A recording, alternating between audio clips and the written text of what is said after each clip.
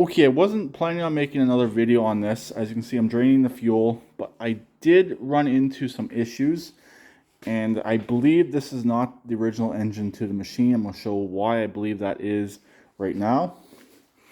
First off, the bolts are mismatched.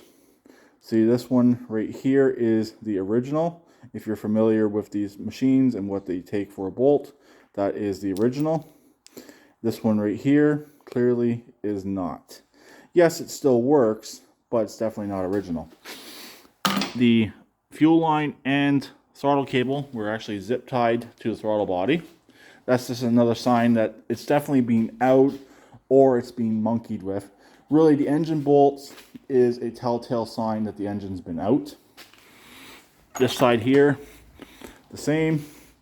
Replacement, original. Also, the crankshaft pulley looks almost brand new. You definitely would not find one this clean underneath your average machine. So that there looks almost brand new. Something else that's off, the electrical. First of all, this is what they were using for the charging system, this wire right here. To me, it's the wrong color. It's yellow, it should be red. It was actually just shoved up into this connector with electrical tape.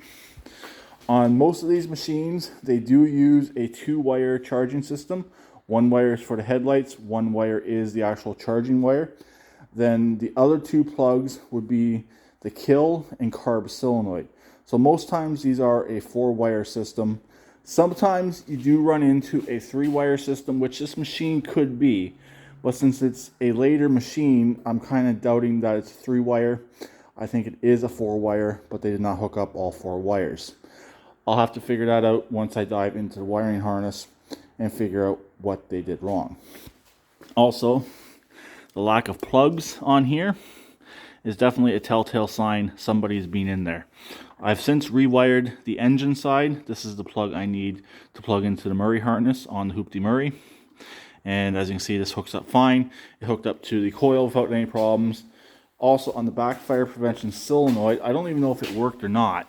To be honest, I don't even know if I heard it click. The actual clip on the solenoid itself was broken. Not a big deal. It still makes connection. If I have one, I will replace it, but that's not a huge deal. The carburetor on this machine is fine. I don't want to mess with it unless I have to. Or sorry, the carburetor on this engine.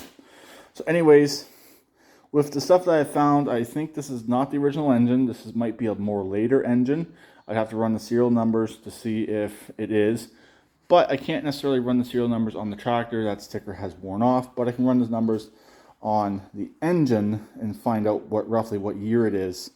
I know what year this machine is. This machine's probably in early 2000s, being the later of the models as well, being the cable engagement and second gen steering. More on that in a later video.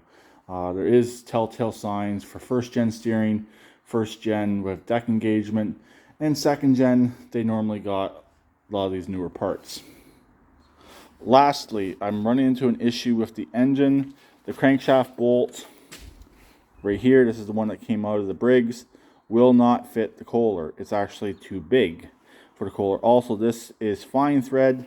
The Kohler one is coarse thread, and obviously it's way too short.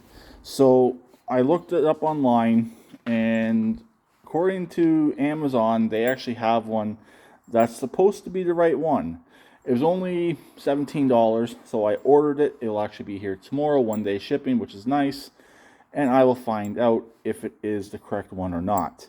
The length looks good, the threads look good, but it says it's for an LS. So do they share the same parts? I really don't know. So anyways, if it's not the right bolt, I'll be taking this and definitely looking for the right bolt. So that's where we're at right now. I can actually get this engine sat into place.